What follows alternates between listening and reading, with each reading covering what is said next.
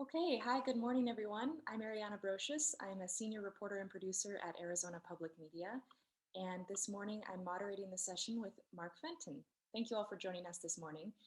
Mark Fenton is an MIT-trained engineer whose passion lies at the intersection of public planning and transportation. He's an adjunct associate professor at Tufts University and has led training and planning processes for pedestrian, bicycle, and transit-friendly designs and policies in communities across the US, Canada, and Australia. He's an advocate for non-motorized transportation and recognized authority on public health issues and the need for community, environmental, and public policy initiatives to encourage more walking, bicycling, and transit use. We'll have a Q&A segment at the end, so if you want to add questions as they come to you during the discussion or during Mark's presentation, please put those in the box. And now I'll turn it over to you, Mark.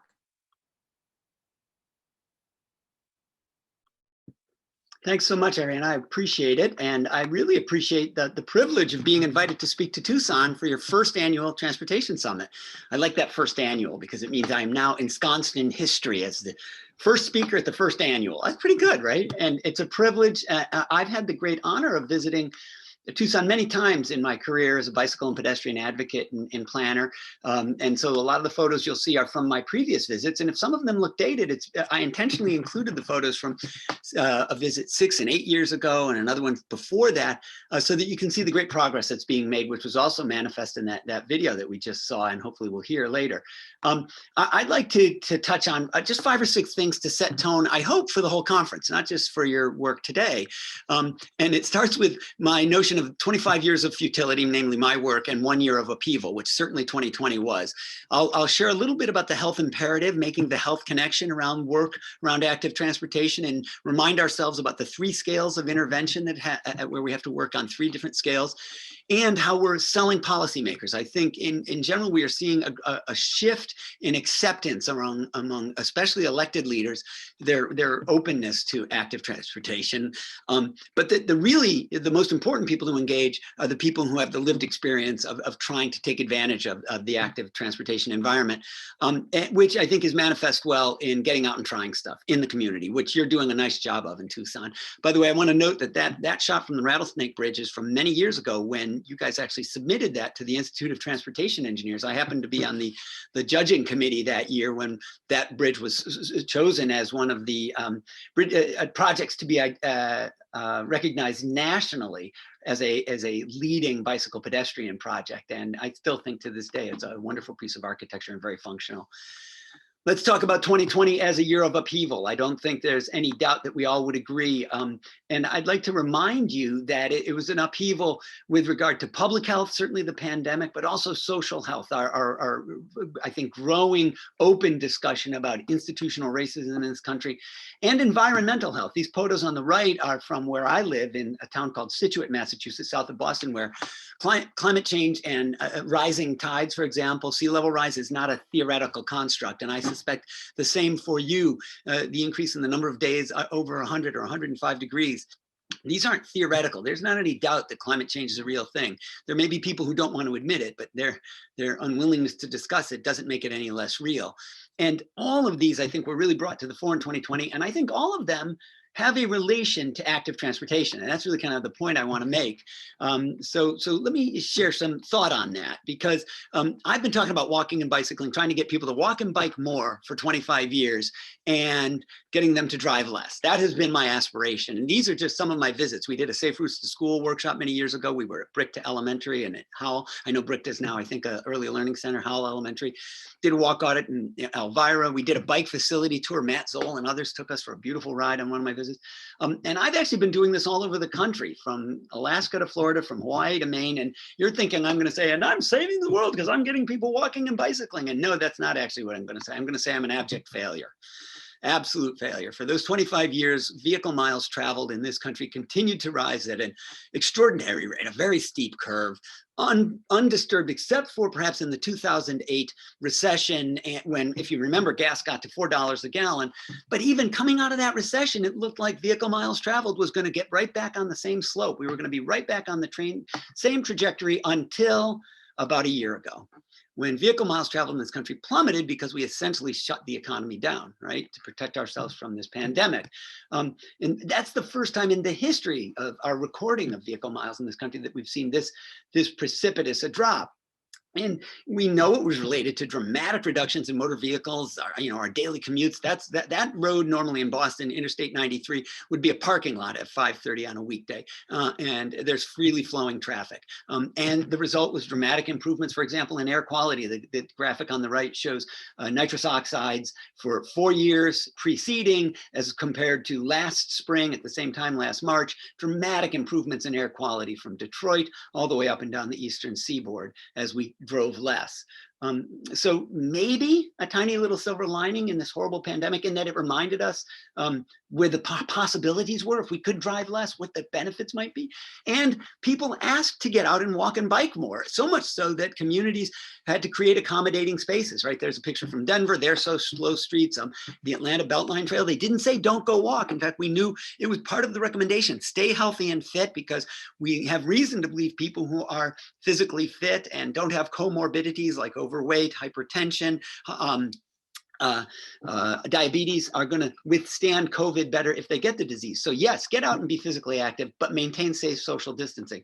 No news to you, Tucson did a slow streets program, so with good success. And I would argue that your work with ciclovias over the years perhaps prepared people to think about streets differently. Maybe there's a little better acceptance of the idea of reallocating street space because you'd tried that and been doing that. So kudos to groups like the Living Streets Alliance and others there that had been working on that. But we can't talk about last year without also recognizing the massive social upheaval, not just the upheaval in public health, but in our social health. And certainly institutional racism has horrible, horrible costs. But the one that I want to talk about specifically is related to public health, because we have known, those of us that work in health have known for a long time that minority communities are at much greater risk for the chronic diseases of an unhealthy lifestyle: cardiovascular disease, type 2 diabetes, high blood pressure, stroke, osteoporosis. Sedentary lifestyles the burden falls disproportionately on minority communities. And what we've seen during the pandemic as infectious disease has also fallen just as disproportionately on people of color. Dr. Michelle Evans with the National Institute of Health gives a compelling and heartbreaking interview at the New England Journal of Medicine website. So if this interests you and the data on that is important to you, I urge you to listen to her very compelling talk. But it's also I want to make clear that this is super relevant to those represented at this conference, people who are in transportation planning, in traffic engineering, in economic development, community advocacy, because we know institutional racism is at the root of much of that disparity. Right? We know that sort of when we were doing things like redlining neighborhoods in home mortgages, creating de facto school segregation, when we were plowing highways right through the historically Black and poor and ethnic neighborhoods in our cities, right? When we were doing those, all as a matter of policy, we were creating neighborhoods that were by definition going to be disadvantaged from a standpoint of public health. And I think we have to recognize, therefore, that it is our responsibility to turn that back around, that it is absolutely, we are beholden as planners and engineers and transportation advocates to remedy the failures of those many, many decades of policy. I'm from the Rochester, New York area originally. So this is a trenched highway that was the classic plow right through, separate the Black and the white neighborhoods, or through the Black neighborhood. And what I'm going to say is the little glimmer of hope is they are filling that thing in. It's called the inner loop. It's a trenched highway. They're filling it in, creating a surface artery that is a multimodal boulevard, beautiful cycle track there, mixed use housing across the spectrum of affordability. What they're replacing that horrible highway with is really much more of the kind of development pattern we want to see, and it's far more equitable. So there's hope there.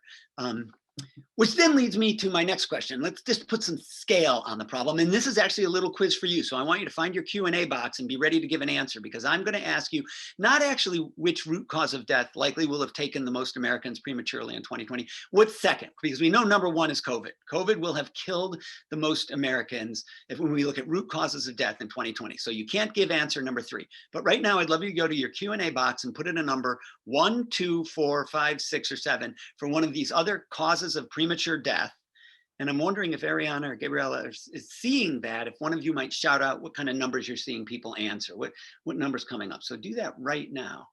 And again, I'm obviously going to use historic data for these other. I'm going to compare to the last few years. I'm going to use numbers from the last few years to look at pedestrian deaths, drug overdoses, tobacco use, seasonal flu, physical inactivity, poor nutrition, or motor vehicle collisions. Which of those do you think is the next leading killer after COVID for 2020?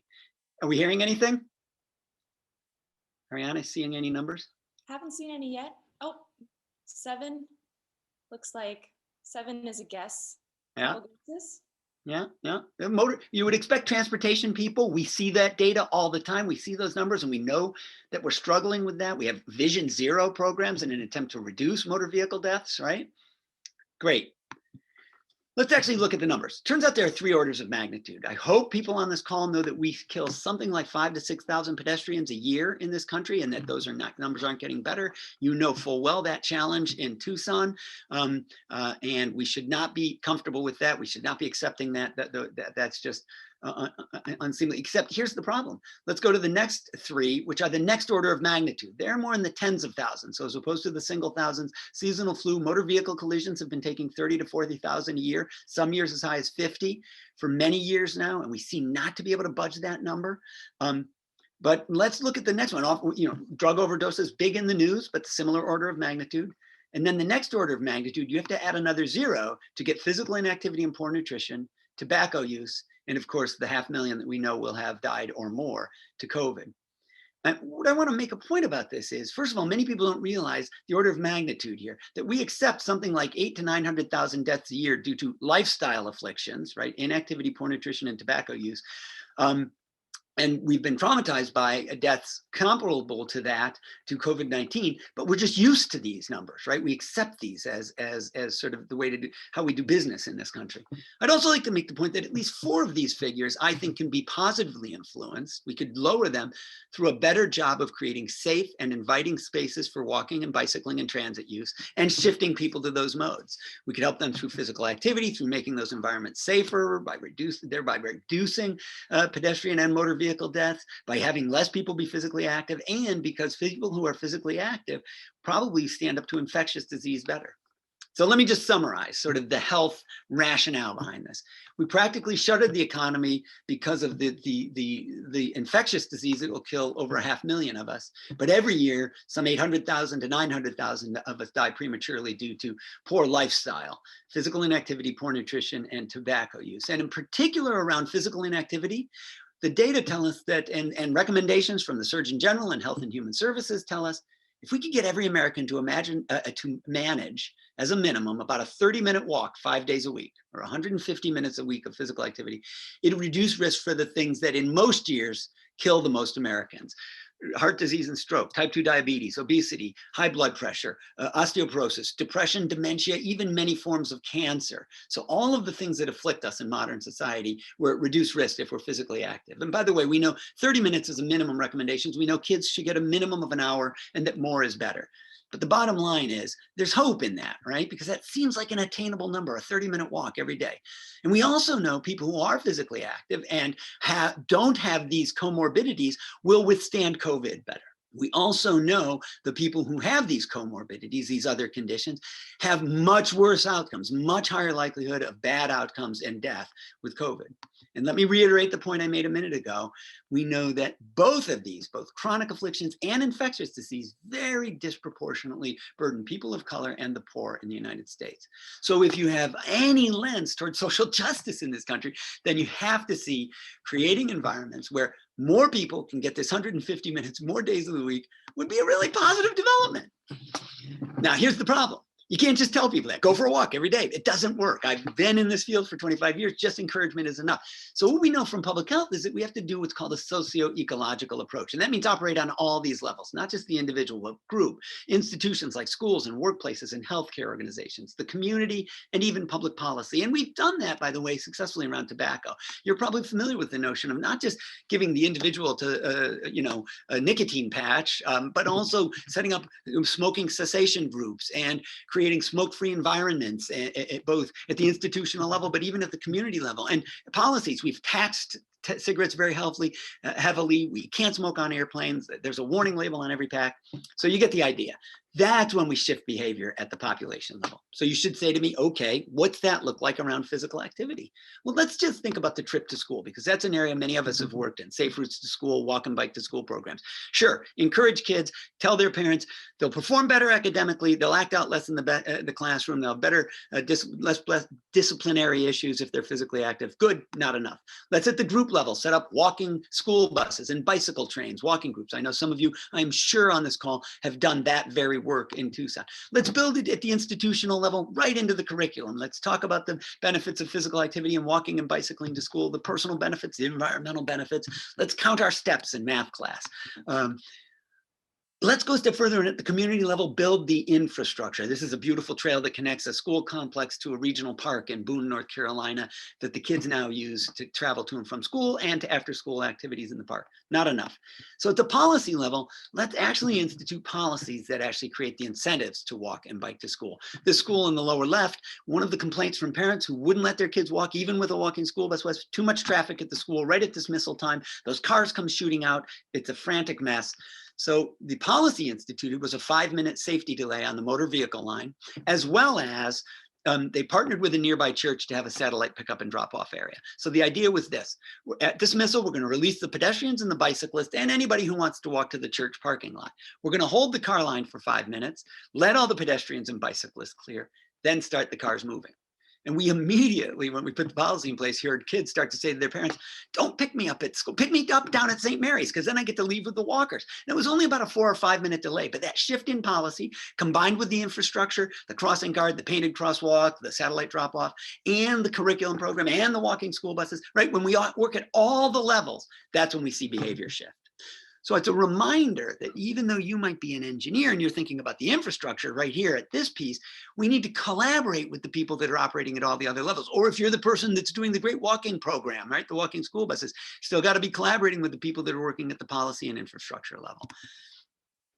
So you should be asking, okay, so what's the evidence? Do we really have research that says shifting the environment can actually shift behavior? And the short answer is yes. And I know lots of you on this call, I'm sure, are familiar with this, but let's remind ourselves that 4 things tend to come up again and again in the research literature. If you read this research, you'll see that the mix of land uses, different things in proximity, the network of connecting facilities, the details of site design that is rewarding for the pedestrian and the bicyclist rather than punishing, and safety and access for all users, that only when all 4 of those things are in place do we tend to see behavior shift.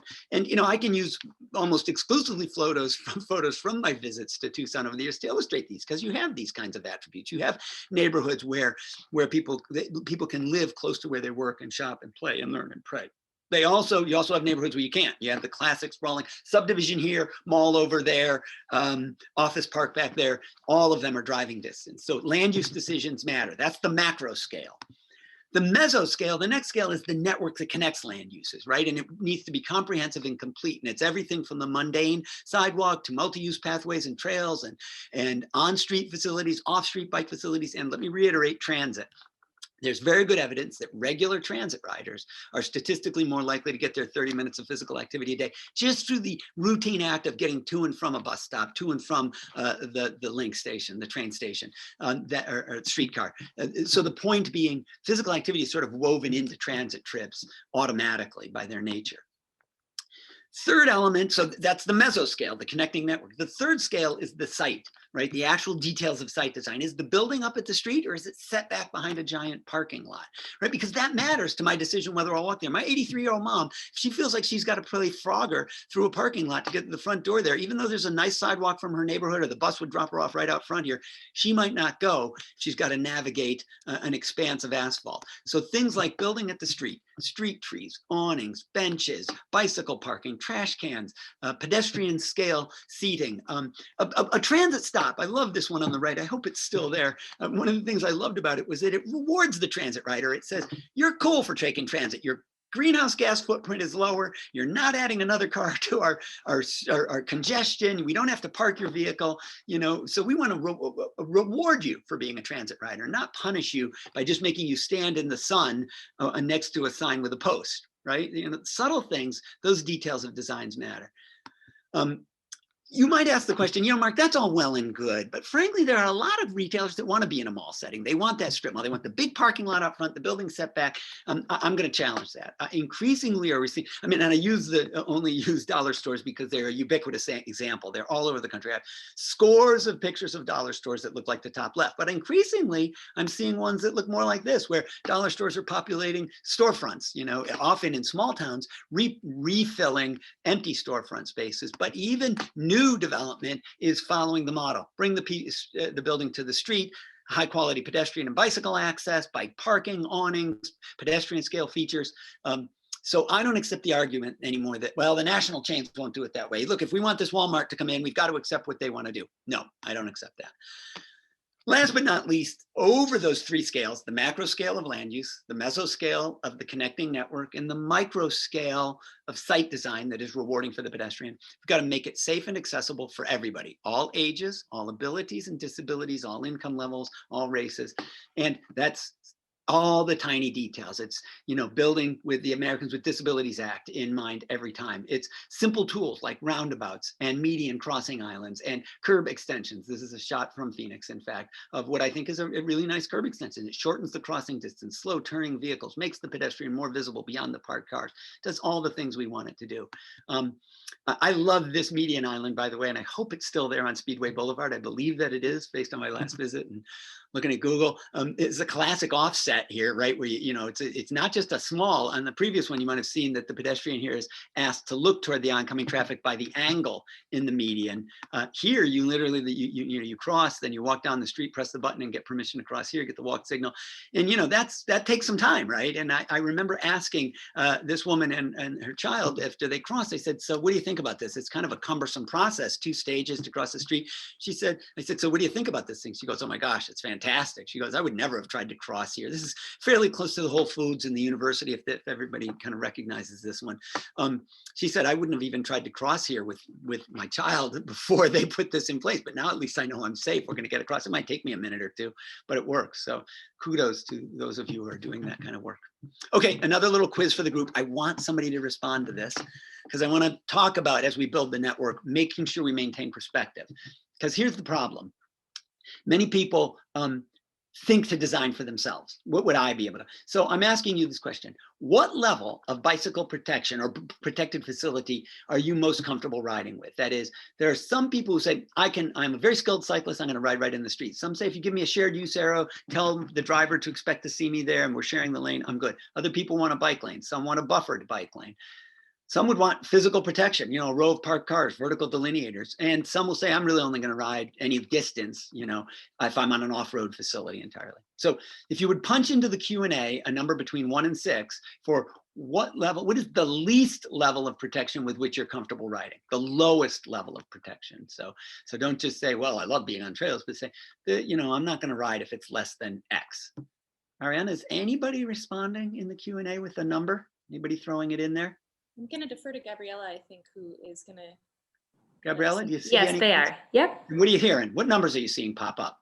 All right, let's see. I'm seeing 6. Yeah. 6, 3 6s, 1 1. Okay, so we got a serious cyclist who says, I'm capable as a vehicle. Some people say, I really want that protection. Any others? Anybody pop in? Yep, 2. They're coming in. 3 3s. Yeah. Another 1, another 3 from Robert Bulacek. Thank you, Robert. Another 2 more 3s. A Good. 2, 1. All right. So we're seeing a range. It sounds Mostly like. 3s. Yeah. We have a 5. Okay. A protected bike lane. Let me show you what the national data suggests. We have long theorized that thank you, Gabriella, for doing that. And thank you for those who responded. We've long theorized there's sort of a distribution of people's willingness to ride. And there are some people who say, no way, no how, I'm just not going to get out there. It feels too dangerous. We've often thought that, they're the strong and confident, or what someone would even call the fast and fearless cyclists who are out there able to, ride with traffic, very capable. And then we thought there's a big chunk of the interested but concerned who would sort of fill in the middle. But it turns out that these numbers are fairly accurate. What's notable to me is that something like 3 and 5 would self-identify as being interested in pedestrian riding, but concerned about safety and wanting some amount of protection, some separation from high-speed traffic at least, right? So if I can't have physical separation, at least slow the traffic down enough that I can be comfortable riding there. And I think it's really important to recognize this is who we're designing for. So even if you or I might consider yourself a reasonably strong, confident cyclist who would happily ride on street or just with a shared use arrow, there are an awful lot of people that fall in that category of the 3 or higher, which is to say at least a defined bicycle lane and or separated facility, some buffering, something like that. I think that Tucson gets that. And I think, by the way, the data that you show in your Bicycle Boulevard master plan on some of the existing boulevards bears this out. When you see these dramatic increases in ridership, when you create a bike boulevard like 4th Avenue, by the way, this is when I visited in 2011, it was literally under construction when we did our bike ride. I think you were still creating the mini circles. And my point would only be, the data that shows these increases in ridership once the traffic had been slowed and at least there was the share defining that this is a shared lane, and in some cases you're bike lane, but you're also creating the separated facilities, or a true network. I think it's a recognition of what I was just talking about, which is the need to provide for that, what I'll call 60% bicyclists. Let's make sure we're building for the 60% bicyclists, not for the confident and strong cyclists, who are great. I'm glad they're there, but they can't be our design model. Let me just conclude this section by saying the CDC has recognized this case for changing the environment to support active transportation and physical activity. We came out with a document in 2015 called the Surgeon General's Call to Action to Promote Walking in Walkable Communities, in which they essentially said, we can't just tell people to walk. We can't just promote walking. We have to promote walkable communities if we're going to shift behavior. And these are all sort of movements around the country that align with this fundamental notion, which is physically active routes to everyday destinations. That's what the CDC says we have to build. Let's let people do their everyday tasks in a physically active way. So how do we make the case? Well, I think we sell the triple bottom line. I think we have to convince elected officials that the benefits are not just healthier people, but healthier economies and a healthier planet, and that only when we do all three. And there's a good body of research on this. For example, this document talks about how creating more protected and separated facilities brings out a broader range of cyclists. But if you're a business wanting to locate in a city, you're asking the question, does this city sell basically for the very people I want to hire? And if you want to hire young people, you better. You better look for this, because we know young people are more likely to bike, more likely to take transit, and less likely to drive. That's just a shift that's happening at a population level. We also know they're less likely to have a driver's license. Back in the early 80s, 80% of people in the 16 to 24-year-old age range had a driver's license. Now that number's closer to 60%. That means 2 out of 5 kids in that age range do not have a driver's license by age 24. My daughter, by the way, is one of them. She's lived in Cambridge, Massachusetts, fantastic bicycle facilities, fantastic transit. Why have a car? It would only be an expense and cumbersome. There are a growing number of studies that show when we make complete streets improvements, we see increases in retail sales. And in fact, in this study, they saw increases in food retail and employment. In other words, more walkable, bikeable streets are streets along which the businesses are more likely to thrive. We know that both home builders and realtors are recognizing walkability as saleable attributes. So these are from the National Association of Home Builders, National Association of Realtors. They are routinely talking about walkability in their documents. This is from an annual survey the National Association of Realtors does, and it shows again and again, they do this every 2 years, or now I think every year, and people are ready to trade space of a large yard to have more walkability, to have a coffee shop within walking distance, a trail. The millennials certainly like this younger generation, but we're also seeing my age group, empty nest baby boomers, are saying, I want to retire to a community where I don't have to drive for everything. Which is interesting, because we're thinking about how do we retrofit this, which we have a lot of in America, and you have plenty of in Tucson, sort of the big mall, euphemistically called Winter Park Village, but anything but a village, a bunch of big boxes surrounded by asphalt. But interestingly, they tore up the zoning ordinance here in Winter Park, Florida, rewrote it so that facing sets of buildings could be created with 2 stories, retail on the first floor, residential or offices above. And I thought they'd gone too far, by the way. I was talking to my wife and I said, I think they went a little, they're putting apartments above a cheesecake factory in this thing. And I said, who would want to live upstairs from the Cheesecake Factory? And she said, I would. I think we'd like living upstairs from the Cheesecake Factory. That sounds like a lot of fun. And all kidding aside, I think that people are recognizing a walkable neighborhood is the way to go. Last point on this, what about trails though? Don't we have the NIMBY problem with that? Not in my backyard. Weird people with big thick beards and mustaches are going to be walking on that trail, looking in my windows. Interestingly enough, I was in Whitesburg, Kentucky, a fairly small and I would argue reasonably conservative country and county of Kentucky. And I asked them, how are they doing in building their trail? They're building a rail trail there. They said, well, we're not running into NIMBYs, we're running into LIMBYs. And I said, what do you mean? And they say, we're seeing the households along actually put in openings in their fences, gates, because they want to link it to my backyard. They see the trail as an asset. They think it's going to improve home value. And so it's another feather in the cap of active environments being economically beneficial. And I think we need to make that case to policymakers. But having said that, I think we also have to learn from the real experts. So although we have to make the case to the policymakers, we have to engage the residents and the real stakeholders, which are the people that live in the community. One of the ways I do that, and I have even been doing it through the pandemic, is what we call inclusive interdisciplinary walk audits. So some of you may have gone on a walk audit with me in one of my visits, or maybe you facilitate. I know some of you lead walk audits in the work that you do, taking people out to experience the neighborhood.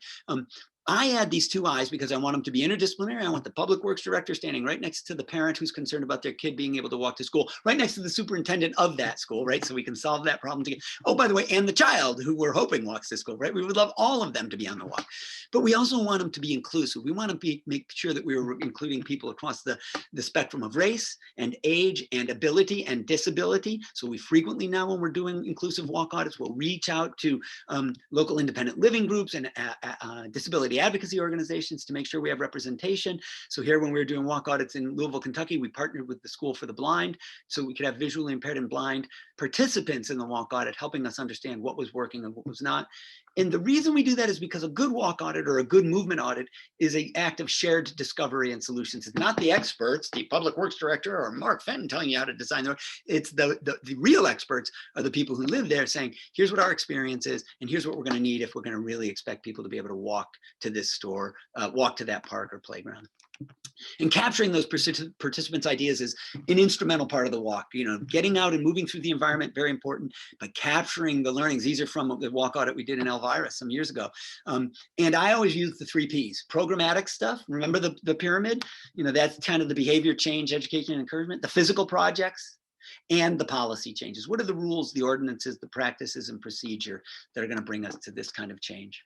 I want to share with you one tool in particular, given what we're doing during the pandemic.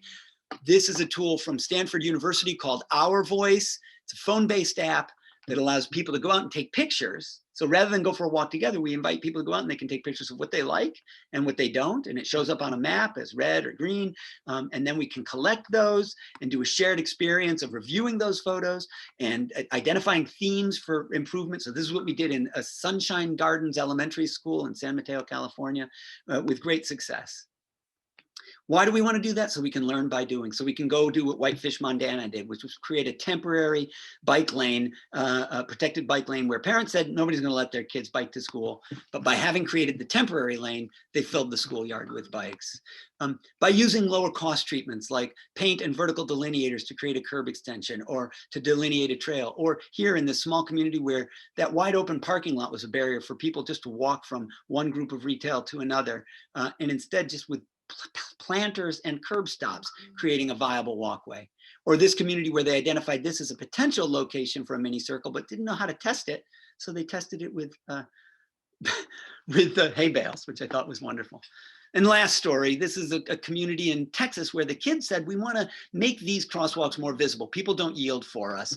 And we want to paint panther paws because we're the panthers. And Public Works, to their credit, didn't say, no, you can't do it. They said, we'll repaint the proper white lines that are required by the Manual on Uniform Traffic Control Devices. We'll mix the paint, we'll build the stencils, and we'll teach you guys how to paint the paws in between. And the success of this story is not the painted crosswalk. It's the relationship between the students and Public Works and law enforcement who helped control the traffic while they were doing that, and the city council, which approved all of this, so that now these young people are engaged advocates and they're working to get a road diet on this road and doing a bunch of other things as well. That's the success.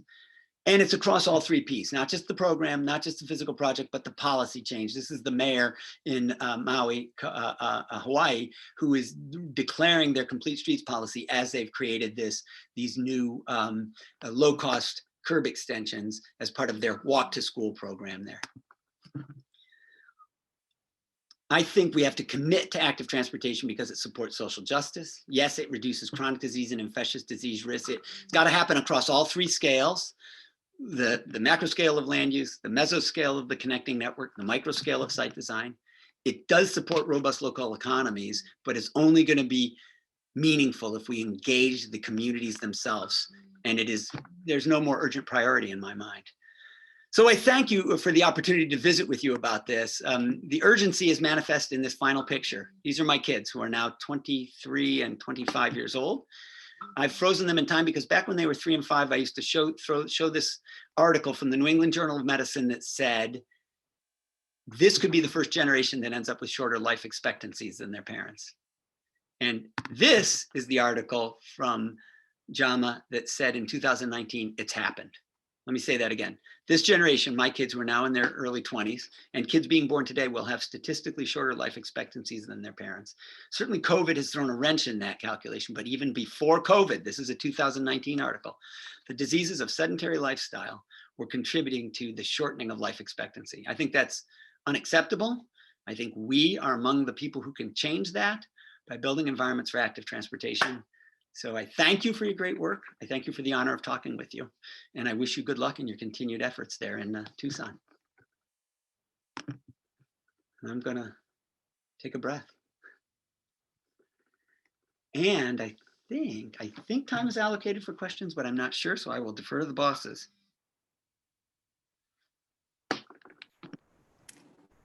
Thank you, Mark. That was an excellent presentation. Yes, now we're going to enter into the Q&A portion. 1 second. You're probably looking at cues. Yeah. Not that I have the A's, Got but some I'm good happy questions. to visit. Okay.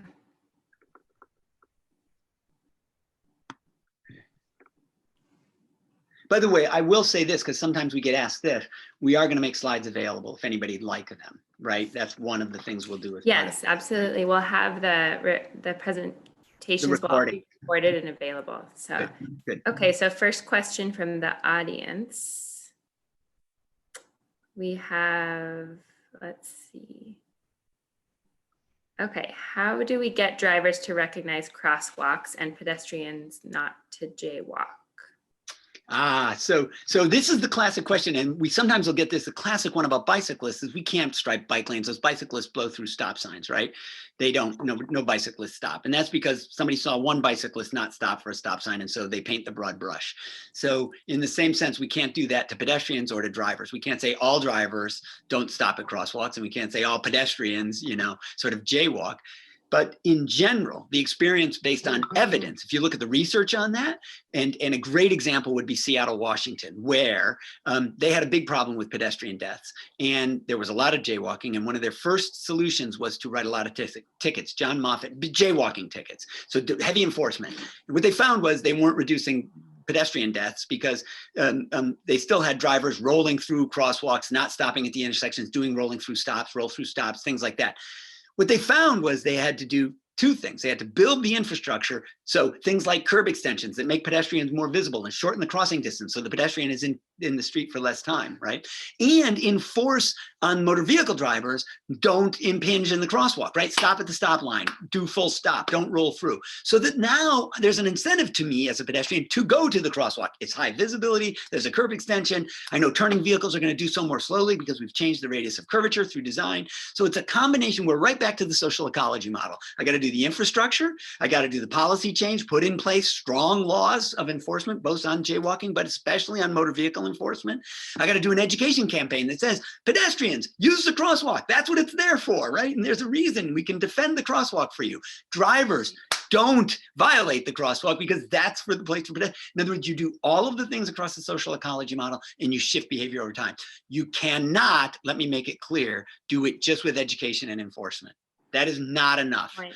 That is the cities that have tried that. I can tell you, having worked with many, that is never sufficient. You have to do the physical infrastructure change to align with the behavior change you're trying to create. Make it very clear to the car where they're supposed to stop. Put on bicycle boxes for the bikes, right? So you can pull in front of the vehicles. Okay, sorry.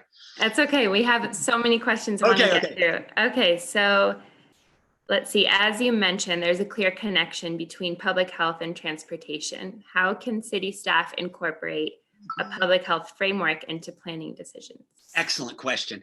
We find that one of my experiences is that the cities that are having success here are creating, first of all, a working group, an interdisciplinary working group within city government that's cross-disciplinary, that has a regular schedule, that is staffed, that is somebody's job to actually, often, by the way, it's public health. It's often the health people who can play the convening role rather than dumping that on public works or planning, because public health they're good at convening, right? They're all about, think about what they've had to do through the pandemic. It's all about education and encouragement and cross-disciplinary collaboration. So they can often take the role.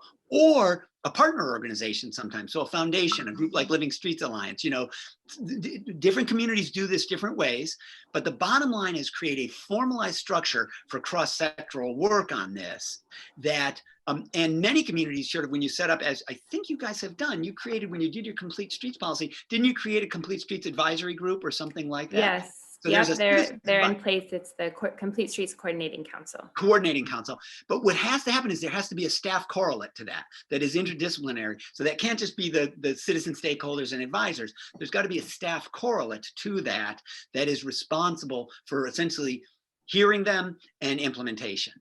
So that's been my experience. Some communities are going so far as they're adding health very explicitly into their comprehensive planning documents.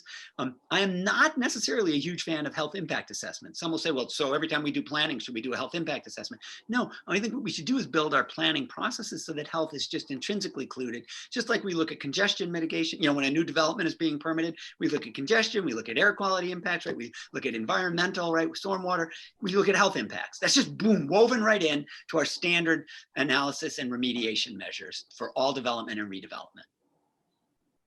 Thank you, Mark. Last question. Tucson has a bus system, but the majority of people who use it are those who lack a car or other way of getting around. How can we make public transit more appealing to a larger swath of the population? Oh man, that's a great question too. I put that on my short list, and the next one would be about housing, right? Sort of the things cities have to address if you're really going to be serious about active transportation. Because if, for example, the only affordable housing is out on the perimeter, then it's not really affordable housing. If I've got to drive every day, or if I have a 2-hour commute by bus, right? I've still incurred a cost. It's just a time or a financial cost. So transit and housing, they go hand in hand, and we have to think about that. Where is affordable housing, or the missing middle of housing, the housing for just living wage workers, right? Is not just affordable, it's across the spectrum of affordability. But regarding transit, I don't want to pretend there's an easy answer to this, but I'm seeing really innovative stuff happening all over the country. You're going to talk to Terry White tomorrow, and you're going to hear some great things from what they're doing up in Seattle, right? King County. But my answer is, again, we're back to institutionalization. They're right on my core committee. So when I create that interdisciplinary group, planning, public works, economic development, housing, and transit, boom, right there. Those are the first 5 seats I fill, just to be crystal clear. Transit is right there in every conversation. 2, as we're doing our routine planning work, everything is about the first mile and the last mile. How easy to get to the transit stop and from the transit stop to my destination. And that's still back to the blocking and tackling of walkability and ADA accommodation and everything, right? It's really boring in the sense that it's not glamorous work, but it's the stuff that matters. And then let's think about neighborhood connections, right? Like let's work with employers on inclusive transit passes. Let's start with the universities. And I don't know, does University of Arizona have a deal where the student ID acts as your transit pass? Because that's what inclusive pass programs are, where in other words, an organization buys bulk privilege and now the ID, right? So we've seen a lot of universities do it, and a lot of hospital systems will do that. And those are the first 2 that should role model this behavior. Every faculty, staff, and student ID acts as your transit pass. And that means we give a fixed amount of money to the transit authority every year. What does that mean? They mean they have an operational budget now. And they say, now we've got funds, predictable funds coming in from, now if the hospital does it, and then how about if city and county employees do it too? Let's have City of Tucson and Pima County employees all boom, ID, transit pass. That means boom, there's a fixed transfer of funds. Now I can build transit schedules to accommodate the employees at that hospital, including the shift workers who work overnight. I can make sure there's still transit service to take care of them. Why? Because I've got the funding, because it's predictable and I can do planning that way. Just an example, right? But those are the kinds of things that are about integrating transit. Terry will tell you 10 far more brilliant ideas, but that's some of the stuff we've had good success with. You guys are asking all the right questions. Thank you so much, Mark. Great questions. Thank you. So let's see. And I think that's all we have time for, unfortunately. I wish we so could sad. keep. I want to talk about Tucson more. I love Tucson. I want to come visit. How about this? Next year, we'll bring you back. Hopefully, we'll be in person. Yes. And let's go do some walks and some rides together. We'll go look go do some community work. And to the audience, we are noting all your questions. We will send them out later as a Word document, and we'll see if Mark can answer those. Yeah, I'd love to, and we could even start an open discussion on those. You know, I'm sure others on the conference would have great answers to some of these. So let's start a discussion group about it or something. I'm on board if you want to, Gabrielle. Okay, thank you so much, Mark. Pleasure. And everyone else, hope to join us for the cafecito next at 10:30. Let me double check. We'll get a cup. We have, get your cup. Okay. No, session 1 at 10:30, from pop-up to permanent, delivering lasting impacts. Oh yeah, great. From pilot projects. So we have a great panel, 4 panelists. And then after that, we have a cafecito. And please tune in for the rest of the day if you can. If not, this will all be recorded so you can access it later. Thanks again, Mark. Thank you. Privileged to be with you. Bye. Bye-bye.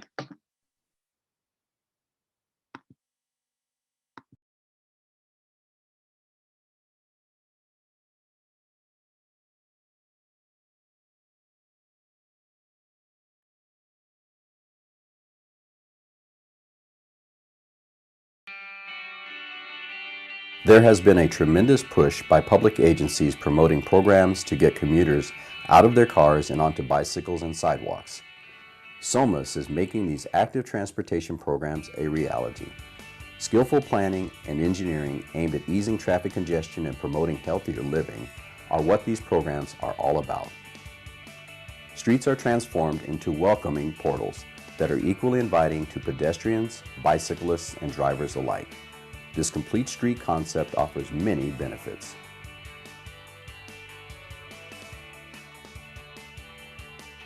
Complete streets serve to energize local communities. By making it easier and more enticing for people to bike or walk to their destinations, these streets promote a healthier lifestyle and create more vibrant neighborhoods. They also offer pedestrians and cyclists convenient connections to mass transit. Projects like our Safe Routes to Schools for the City of Palmdale make streets safer and more convenient for children walking and biking to school. The federal and state governments have dedicated substantial funding to support these programs. In many cases, cities and local agencies can obtain grants for anywhere from 75% to 90%, and in some areas 100% of the overall project cost. Cities are in a constant state of evolution and expansion. The goal of active transportation programs is to enhance sustainability and the quality of life in our neighborhoods. At SOMAS, we're proud to see our work have a direct, positive impact on creating more livable communities. SOMAS, balancing the natural and built environment.